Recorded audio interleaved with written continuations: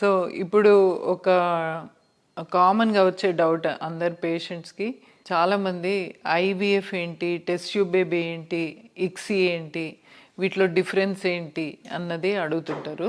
So దాని గురించి explain చేస్తాను. సో టెస్ట్ ట్యూబ్ బేబీ అన్నది first test tube baby Louise Brown అన్నమా ఇప్పుడు 44-45 ఇయర్స్ తను. So long back first test tube baby వచ్చింది. ఆ తర్వాత కొన్ని ఇయర్స్కి ఇక్సీ అన్నది డెవలప్ అయింది. సో ఫస్ట్ నార్మల్ ఫర్టిలైజేషన్ ఎట్లా అవుతుంది అన్నది ఐడియా ఉంటే ఈ ఐవీఎఫ్ టెస్ట్ ట్యూబ్ బేబీ వీటి గురించి చెప్పొచ్చు. సో నార్మల్ ఫర్టిలైజేషన్ ఏంటి?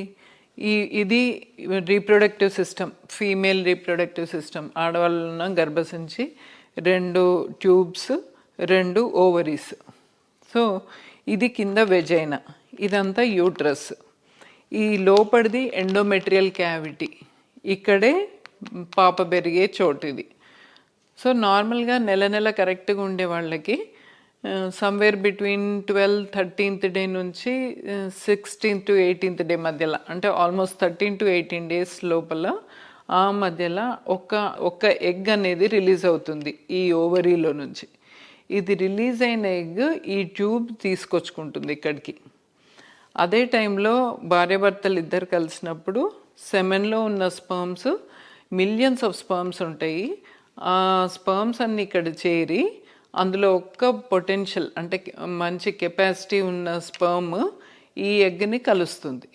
ఈ కలిసిన ఎగ్ దాన్ని జైగోట్, ఆ తర్వాత ఎంబ్రియో అంటే కణాలు మల్టిప్లై అయిన తర్వాత అది 5 to 6 daysలో ఆ ఎంబ్రియో మెల్లిగా వచ్చి ఇక్కడ కూర్చొని ఇక్కడే పాప పెరుగుతుంది. సో ఎప్పుడైతే మనకు ఈ న్యాచురల్ ప్రాసెస్లో ప్రెగ్నెన్సీ రావట్లేదు, చిన్న పద్ధతులలో రావట్లేదు, ఐయుఐ పద్ధతిలో రావట్లేదు, కొన్ని కారణాలు తెలియదు, కొన్నిసార్లు ఈ 2 ట్యూబ్స్ మూసుకుపోయినప్పుడు వాళ్లకు ఐవీఎఫ్ఏ చేయాల్సి వస్తుంది.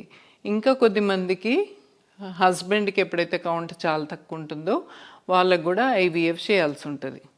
సో ఇట్లాంటి వాళ్ళల్లో మాత్రం ఈ ట్యూబ్లో జరిగే ప్రొసీజర్ అంతా బయట ఐవీఎఫ్ ల్యాబ్లో, అంటే హ్యూమన్ బాడీ బయట జరుగుతుంది ఫర్టిలైజేషన్. సో దాన్ని ఐవీఎఫ్ అంటారు.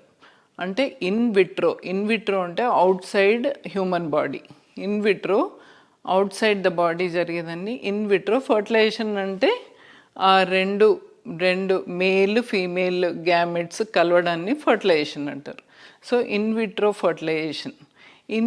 ఫర్టిలైజేషన్ అన్న నార్మల్ వాడుక భాషలో టెస్ట్ ట్యూబ్ బేబీ అని అంటారు. సో దీనికి ఈ 3 పదాలు ఏంటి అన్నది చూద్దాం.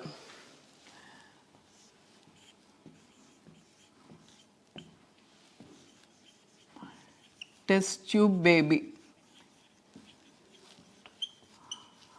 అంటే బయట ల్యాబ్లో ఒక చిన్న పాత్రలో 2 గ్యామెట్స్ అంటే మగ కణాలు ఆడకణాలు కలిసిన దాన్ని టెస్ట్ ట్యూబ్ బేబీ అంటారు. దాన్నే ఐవీఎఫ్ అంటాం.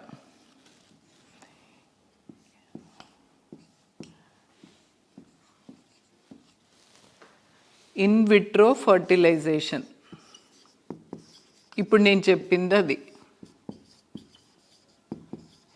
ఈ ఇన్ విట్రో ఫర్టిలైజేషన్లో కౌంట్ ఓ మాదిరిగా ఉంటుంది వీళ్ళలో. సో వీళ్ళకు ఒక చిన్న పాత్ర అంటే చిన్న మూతలాంటి ప్లాస్టిక్ మూతలాగా ఉంటుంది. చిన్న డిష్లో ఊసైడ్స్ అనేవి చిన్నగా ఉంటాయి.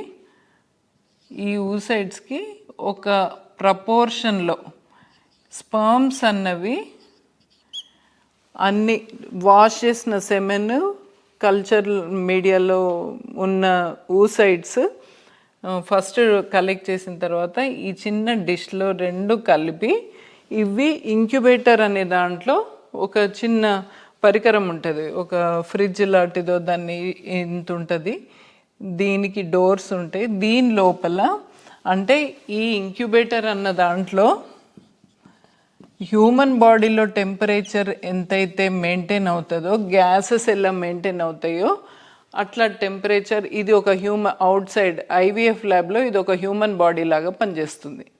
సో ఈ డిష్ తీసుకెళ్ళి ఇందులో పెడతారు.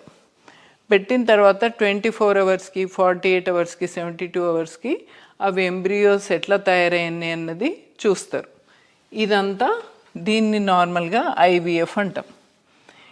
ఇందులో న్యాచురల్గా ఒక్కొక్క స్పర్మ్ దానికి అదే సెలెక్ట్ చేసుకుంటుంది, ఎగ్ని సెలెక్ట్ చేసుకొని ఫర్టిలైజేషన్ అయిపోతుంది.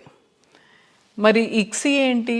ఇక్సీ అంటే చాలా లో కౌంట్, ఎక్స్ట్రీమ్లీ లో కౌంట్ ఉన్నప్పుడు, స్పర్మ్స్ కౌంట్ చాలా తక్కువ ఉన్నప్పుడు ఇక్సీ అన్నది చేస్తారు. ఇక్సీలు ఏంటి? ఎంబ్రియాలజిస్ట్ ఒక ఇక్సీ మైక్రోస్కోప్ దాదాపు ఇంత ఉంటుంది. ఆ ఇక్సీ మైక్రోస్కోప్ కింద చాలా మల్టీ మ్యాగ్నిఫికేషన్, అంటే 200 to 400x మ్యాగ్నిఫికేషన్తో ఆ స్పర్మ్స్ని చూస్తుంటారు. ఆ స్పర్మ్స్ యాక్టివ్గా ఉన్న స్పర్మ్స్ కొన్ని ఉంటాయి, కొన్ని మార్ఫాలజీ తేడా ఉంటాయి. ఈ స్పర్మ్ నార్మల్, ఈ స్పర్మ్ అబ్నార్మల్. యాక్టివ్గా మార్ఫాలజీ బాగుండాలి, యాక్టివ్గా ముందుకు వెళ్తుండాలి. అట్లాంటి స్పర్మ్ని తీసుకొని దాని టెయిల్ కట్ చేసి స్పర్మ్ ఊసైట్కి ఇంజెక్ట్ చేస్తారు. ఈ స్పర్మ్ని మొత్తం ఇందులోకి ఇంజెక్ట్ చేస్తారు. అది ఇక్సీ మైక్రోస్కోప్ కింద చూసుకుంటూ చేస్తారు. దీన్ని ఇక్సీ అంటారు. సో ఇందులో న్యాచురల్గా ఒక స్పర్మ్ న్యాచురల్గా సెలెక్ట్ చేసుకుంటుంది ఎగ్ని. ఇందులో మాత్రం ఎంబ్రియాలజిస్ట్ మంచిగా ఉన్న స్పర్మ్ని, ఎందుకంటే కౌంట్ చాలా తక్కువ ఉంది, అందులో బ్యాడ్ స్పర్మ్స్ ఎక్కువ ఉన్నాయి కాబట్టి కరెక్ట్ స్పర్మ్ని సెలెక్ట్ చేసుకొని ఇంజెక్ట్ చేస్తారు. So hope I'm clear now. ఒకవేళ ఇంకా కూడా మీకు ఏమైనా కన్ఫ్యూజన్ ఉన్నట్టయితే మా కమెంట్స్ బాక్స్లో కమెంట్ చేయండి, తప్పకుండా మీకు రిప్లై ఇస్తాము. Thank you.